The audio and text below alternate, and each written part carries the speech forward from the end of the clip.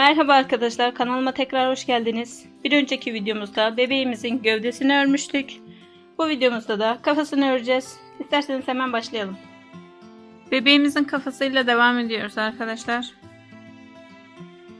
Sihirli halka yapıyorum. Halkamı bağlayıp içine 6 sık iğne yapıyorum.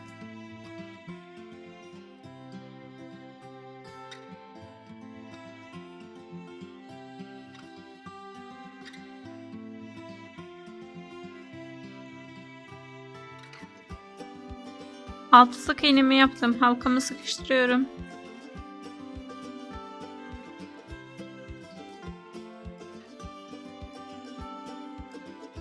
İkinci sıraya geçiyorum arkadaşlar. İkinci sıramda da 6 kez arttırma yapacağım. Yani her bir ilmeğe çift batacağım. Şöyle hemen ilk sık iğneme batıyorum. Sık iğne yaptım. Aynı yere batıp arttırma yapıyorum. Bu şekilde 6 sık iğnemin hepsine çift batarak 12 sık iğne yapıyorum.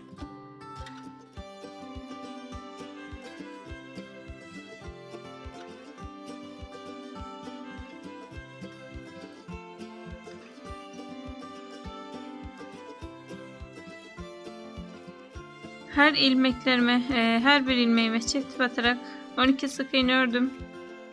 3. sıraya geçiyorum. 3. sırada bir sık iğne bir arttırma yapıyoruz. Burada hemen sıramı belirliyorum. Bir sık iğne ve bir arttırma yapıyorum. Tekrar bir sık iğne ve bir arttırma. Bu şekilde sıra sonuna kadar bir sık iğne bir arttırma olarak devam ediyorum.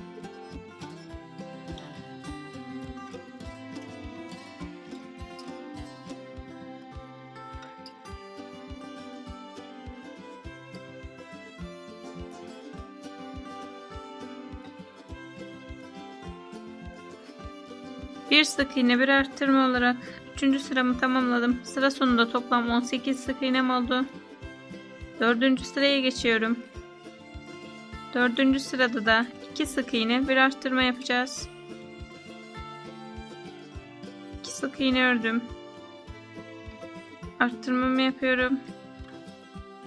Sıra sonuna kadar 2 sık iğne bir arttırma olarak devam ediyorum.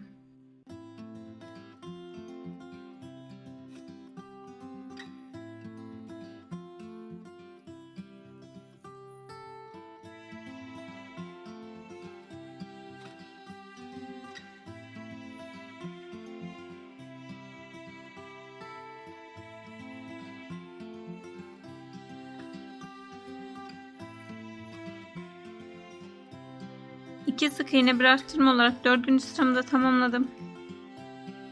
5. sırama geçiyorum. 5. sıramda da 3 sık iğne bir arttırma yapacağım. 3 sık iğnemi örüyorum. Bir arttırma yapıyorum. Bu sıramı da 3 sık iğne bir arttırma olarak tamamlıyorum.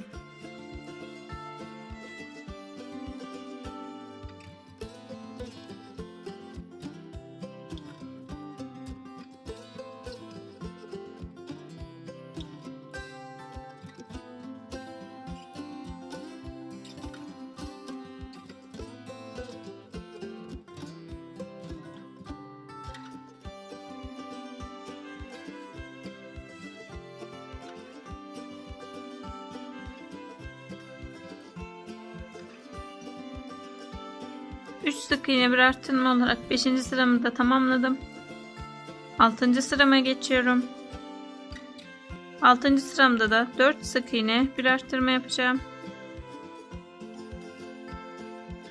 4 sık iğne örüyorum.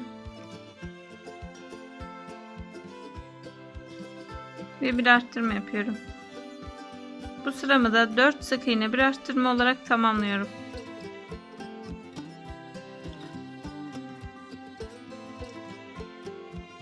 Altıncı sıramda 4 sık iğne bir arttırma olarak tamamladım.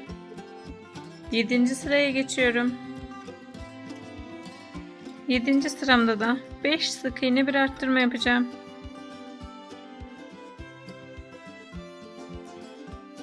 5 sık iğnemi örüyorum.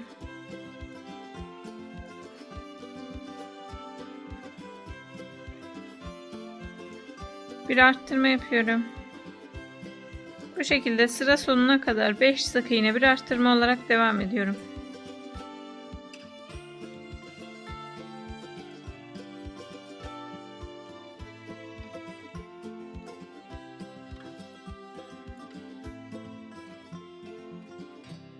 Beş sık iğne bir arttırma olarak 7. sıramı tamamladım. 8. sırama geçiyorum. 8. sıramda da 6 sık iğne bir arttırma yapacağım.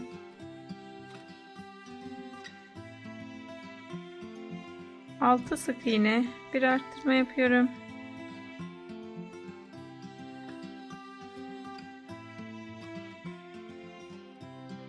Bu şekilde sıra sonuna kadar 6 sık iğne bir arttırma olarak devam ediyoruz.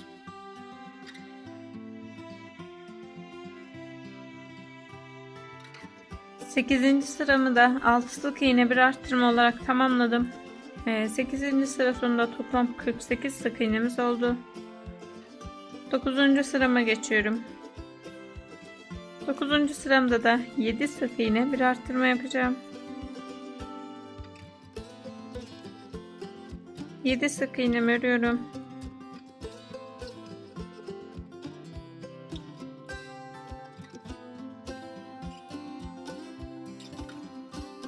Yedi sık iğnemi ördüm. Arttırmamı yapıyorum.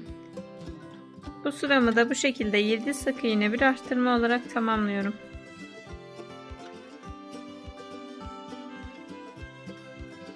Yedi sık iğne bir arttırma olarak sıramı tamamladım. 10. sıradayız. 10. sıramda da 8 sık iğne bir arttırma yapacağım. 8 sık iğne örüyorum.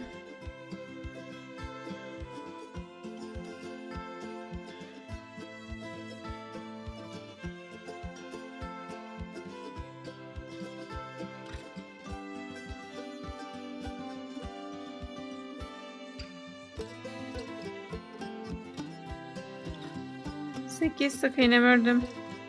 Arttırmamı yapıyorum. Bu sıramı da 8 sık iğne bir arttırma olarak tamamlıyorum.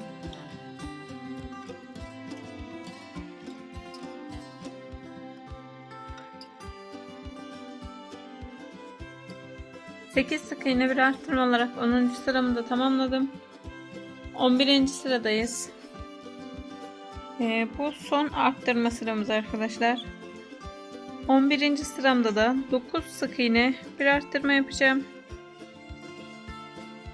11. sıra sonuna kadar 9 sık iğne bir arttırma olarak sıramı tamamlıyorum.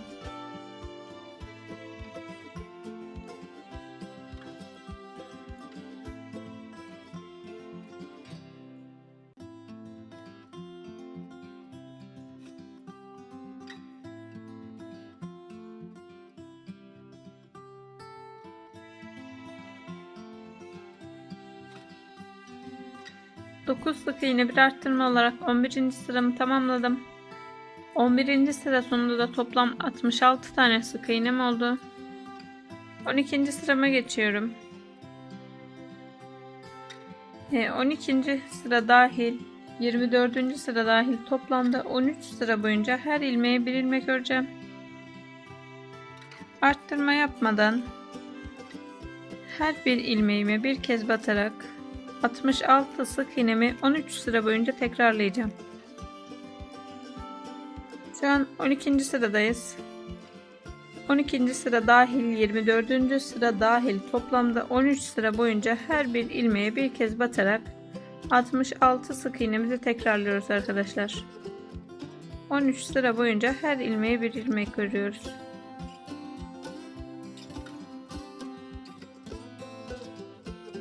...13 sıra her ilmeğe bir ilmek ördüm arkadaşlar. 25. sıramdayım. 25. sıramda arttırma yapacağım. İlk önce 25. sıramda başta 20 sık iğne örüyorum arkadaşlar. Hemen ilk sık iğnemi örüp sıramı belirliyorum. İlk ördüğüm sık iğne ile birlikte 20 sık iğne örüyorum.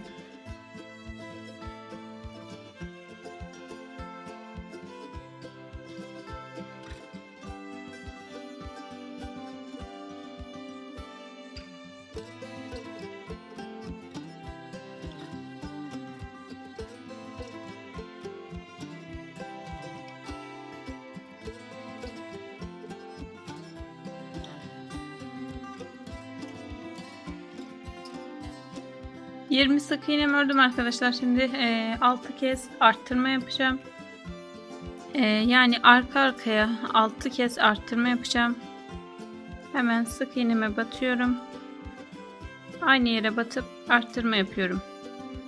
İkinci kez aynı yere çift batarak arttırma yapıyorum. Üçüncü arttırmam. 4 5 ve 6. Arka arkaya 6 kez arttırma yaptım arkadaşlar. Şimdi 10 sık iğne örüyorum. Arttırma yapmadan her ilmeğime bir kez batarak 10 sık iğne örüyorum.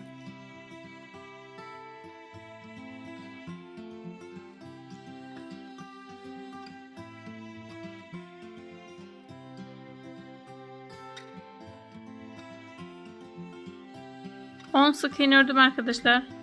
Şimdi tekrar 6 arttırma yapıyorum. 6 kez arka arkaya arttırma yapıyorum. İkinci arttırmam. 3 4 Aynı yere çift batarak 6 kez arttırma yapıyorum. 5. arttırmamı yaptım. 6. ve son arttırmamı da yaptım arkadaşlar. Yani burada bebeğimizin yanak kısımlarını oluşturacağız arkadaşlar. Burada yaptığımız arttırmalardan dolayı daha güzel duracak bebeğimizin yüzü. Şimdi bu sıra sonuna kadar kalan sık iğnelerimi örüyorum arkadaşlar. Burada 24 tane sık iğnem kalması gerekiyor. Bu 24 sık iğnemi sıra sonuna kadar örüyorum. Yani arttırma yapmadan düz bir şekilde her ilmeğe bir kez batarak kalan sık iğnelerimi örüyorum.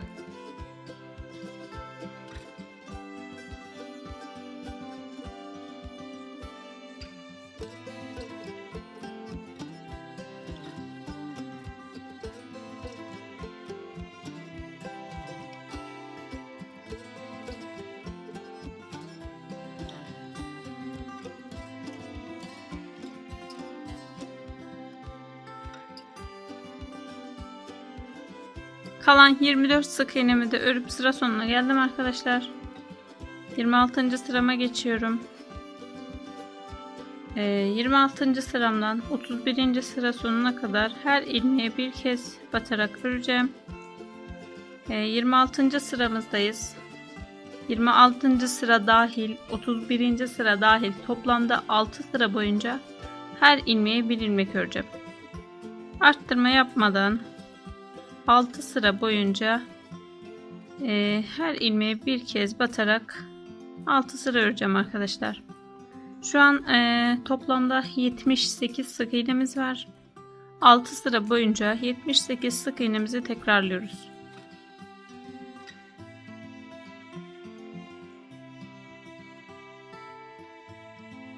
Altı sıra her ilmeğe bir ilmek ördüm arkadaşlar. Şöyle ben gözlerinin yerini belirledim. Size de göstereyim nasıl belirlediğimi. Tepeden başlayarak arkadaşlar 21 sıra saydım. 21 ve 22. sıralar arasını belirledim. Daha sonra arkadaşlar şurada 25. sıramızda arka arkaya 6 kez arttırma yapmıştık. Hemen o sıramı buluyorum. Zaten belli şurası.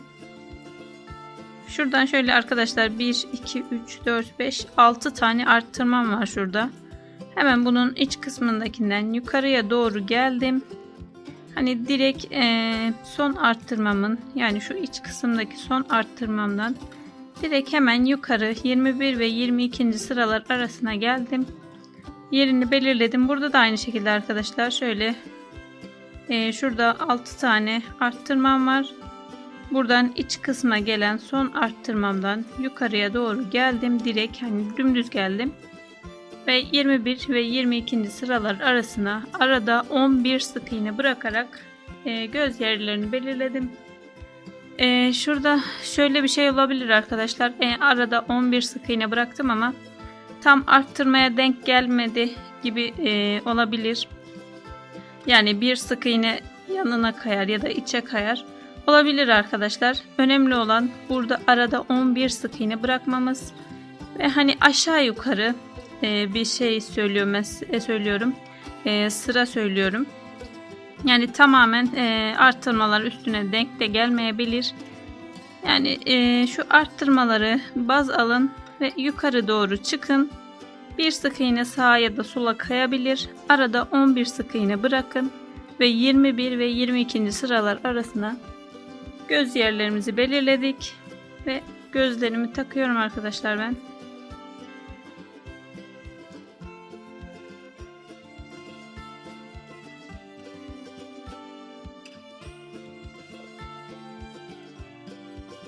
Söylediğim gibi arkadaşlar 21 ve 22. sıralar arasına arada 11 sık iğne bırakarak yaptım. Bu arttırma kısımları gözlerin alt kısmına denk gelirse daha iyi olur. Çünkü yanak kısmı oluşturacak buralar. Yani buradan son arttırmamızdan direkt yukarıya çıktık. Buradan da aynı şekilde yukarıya çıktık. 21 ve 22. sıralar arasına arada 11 sık iğne bırakarak gözlerimin yerini belirledim. Tam söylediğim gibi tam arttırmalar üstüne denk gelmeyebilir 11 sık iğne bıraktığınızda. Bir sık iğne sağa da kayabilir, sola da kayabilir. Olabilir arkadaşlar. Yani 1-2 sık iğneden bir şey değişmez. Önemli olan sadece arttırmaların yan kısma gelmesi. Hemen gözlerimi kapatıp kilitleyip devam ediyorum arkadaşlar.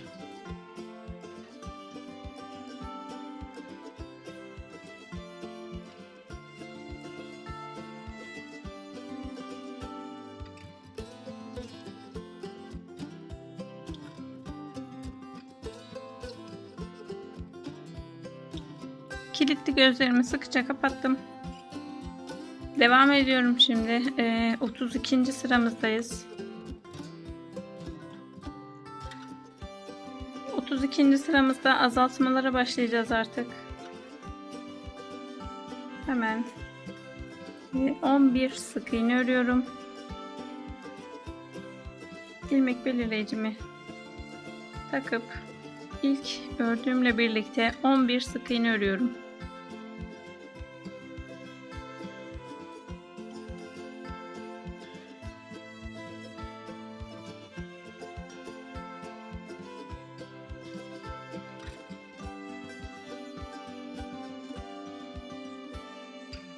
...11 sık iğne ördüm arkadaşlar. Şimdi bir azaltma yapıyorum.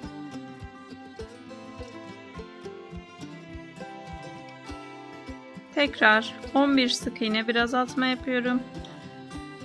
Bu şekilde sıra sonuna gelene kadar 11 sık iğne bir azaltma olarak sıramı tamamlıyorum. 11 sık iğne bir azaltma olarak 32. sıramı tamamladım. 33. sırama geçiyorum.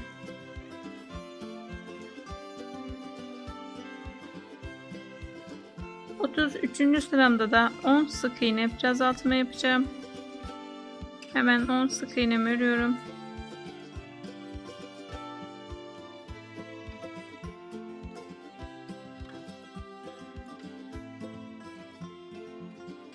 On sık iğne ördüm. Bir azaltma yapıyorum.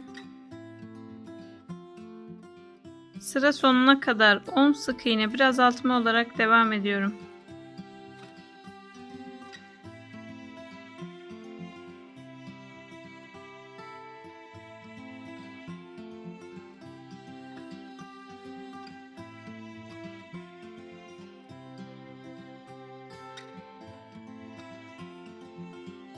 On sık iğne bir azaltma olarak sıra sonuna geldim. Sıra sonunda toplam 66 sık iğnem kaldı. 34. sıraya geçiyorum. 34. sıramda da 9 sık iğne bir azaltma yapacağım. 9 sık iğnemi örüyorum.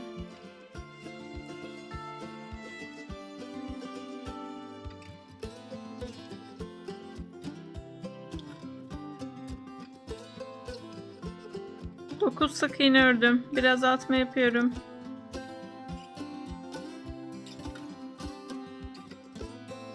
...34. sıramı da bu şekilde 9 sık iğne bir azaltma olarak tamamlıyorum.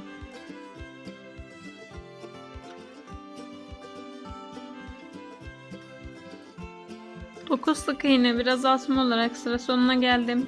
Sıra sonunda da toplam 60 sık iğnem kaldı. 35. sırama geçiyorum. 35. sıramda 8 sık iğne bir azaltma yapacağım. Hemen sıramı belirleyip 8 sık iğne bir azaltma yapıyorum.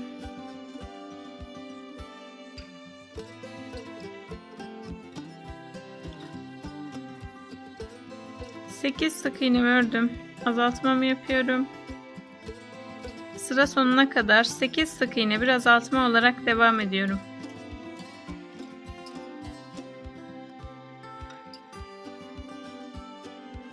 Sekiz sık iğne bir azaltma olarak 35. sıramı da tamamladım. Bu sıra sonunda da toplam 54 sık iğnem kaldı. 36. sıraya geçiyorum. 36. sıramda da 7 sık iğne bir azaltma yapacağım. 7 sık iğne bir azaltma yapıyorum.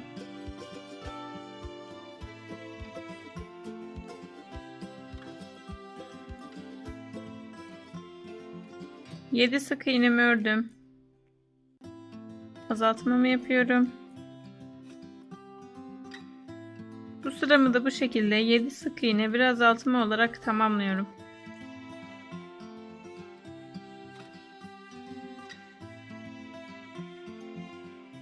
Yedi sık iğne bir azaltma olarak sıramı da tamamladım. Sıra sonunda toplam 48 sık iğnem kaldı. 37. sırama geçiyorum. 37. sıramda da 6 sık iğne bir azaltma yapacağım. 6 sık iğne bir azaltma yapıyorum.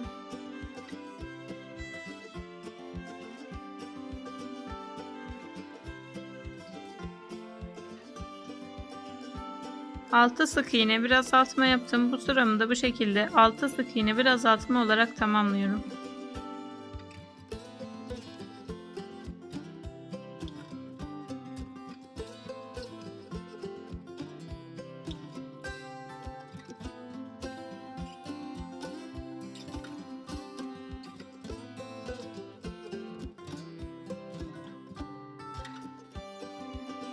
Altı sık iğne bir azaltma olarak sıra sonuna geldim.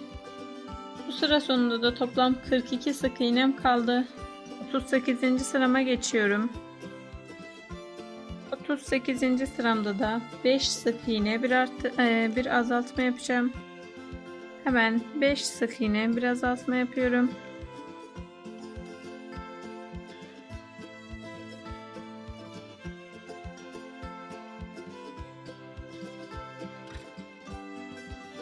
Beş sık iğne bir azaltma yaptım. Bu sıramı da bu şekilde 5 sık iğne bir azaltma olarak tamamlıyorum.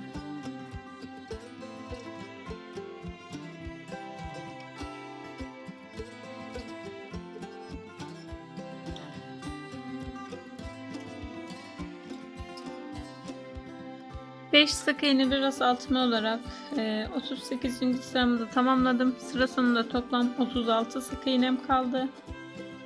İçini de doldurdum ben biraz arkadaşlar.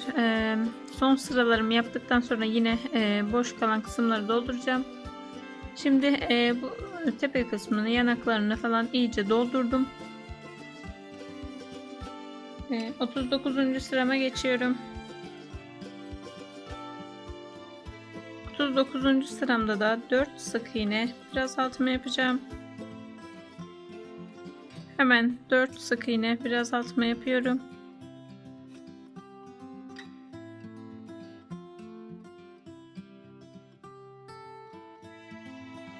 Bu sıramı da arkadaşlar bu şekilde 4 sık iğne bir azaltma olarak tamamlıyorum.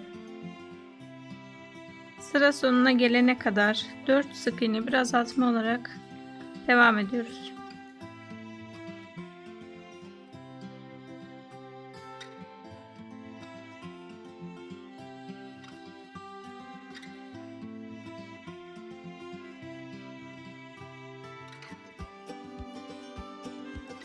4 sık iğne bir azaltma olarak 39. sıramı tamamladım. Sıra sonunda toplam 30 sık iğnem kaldı. 40. sırama geçiyorum. 40. sıramda da 3 sık iğne bir azaltma yapacağım. 3 sık iğne bir azaltmamı yapıyorum. Ve sıra sonuna kadar 3 sık iğne bir azaltma olarak devam ediyorum.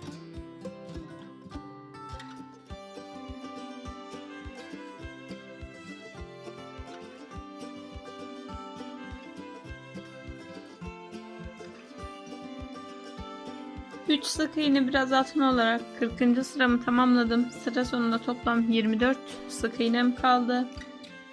41. sıradayım arkadaşlar. Gövdeyi 20 sık iğne ile bitirmiştik. 41. sıramızda da 20 sık iğne ile bitirmemiz gerekiyor.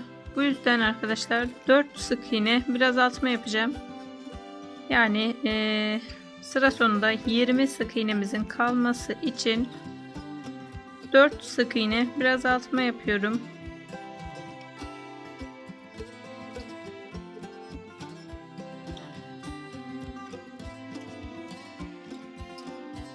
Sıra sonuna kadar arkadaşlar, sıramı tamamlayana kadar 4 sık iğne bir azaltma yapacağım. Çünkü bu sıra sonunda 20 sık iğnemin kalması gerekiyor. Gövdeyle denk gelebilmesi için 4 sık iğne bir azaltma olarak son sıramı tamamlıyorum.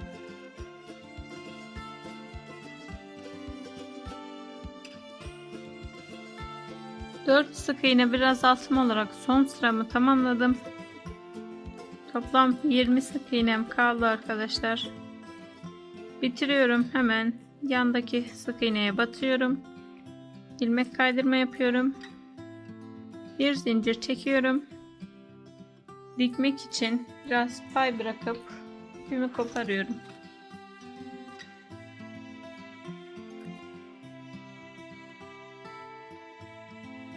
İpimi içinden geçiriyorum.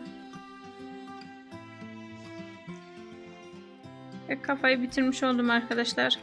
Bu kalan boşlukları da yine dolduruyorum.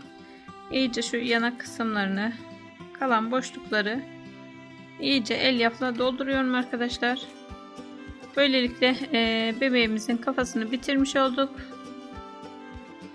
Bu videomuzda bebeğimizin kafasını ördük arkadaşlar. Bir sonraki videoda yüz şekillendirmesini ve kollarını yapacağız. Bir sonraki videoda görüşmek üzere. Hoşça kalın.